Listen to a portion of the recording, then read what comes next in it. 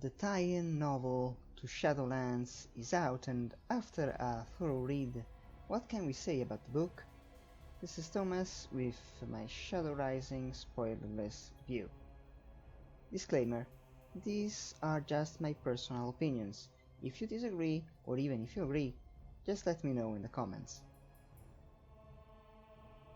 First of all, as the author, Madeleine Roux, pointed out in her various interviews, this is not like most of the former World of Warcraft novels that are required to understand the gaps between expansions.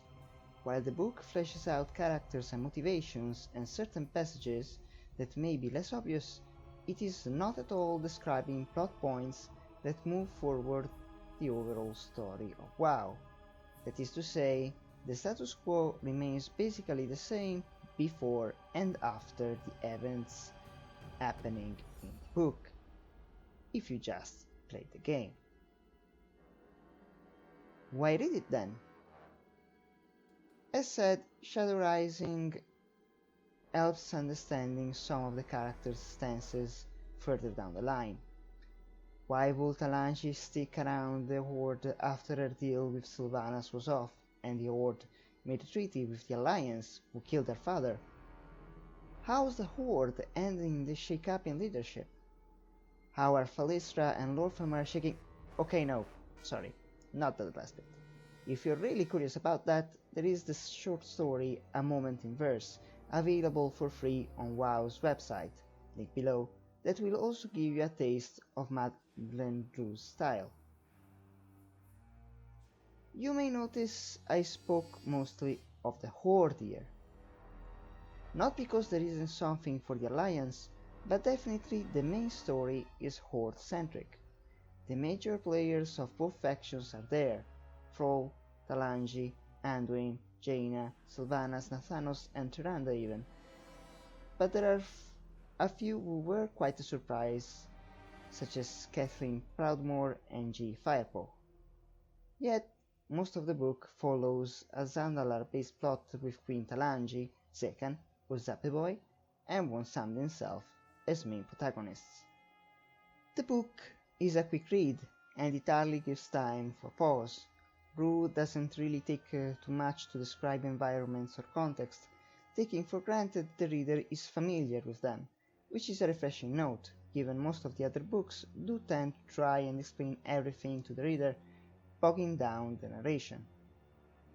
She changes points of view often, and at the very start of the book it can be confusing, but after the first 2-3 chapters it becomes natural to follow, and that's the main tool she uses to make the story a truly choral experience. There are many POVs, and on all sides, or Alliance and even Sylvanas' side, giving the reader a sense of both omniscience and of closeness at the same time with all the characters involved, and a chance to understand better their motivations while setting light to relations and even events happened before the book that WoW players witnessed firsthand, such as the battle for the Zaralor. In this sense, and do a lot of foreshadowing, some of it not particularly clear as of yet, the book is a must-read for those interested in World of Warcraft lore. Not only characters are fleshed out further, but the world itself as well. This dependence from the game is of course the main plus of the novel, but also its greatest downside. The book is nigh unreadable if you haven't played through or haven't been paid attention to Battle for Azeroth. Also, sometimes the pace of the narration slows down, never in an obnoxious way, but is definitely noticeable, especially in comparison to the breakneck pace of most of the chapters. One last note, I will say this much: there is a lot of representation, some subtle, some not so much. The game does show a few same-sex couples on all sides of the fence, and some of those relationships are just starting, some ending in tragedy, and that's refreshing without being celebratory. And I think this is all for this review. without spoiling anything.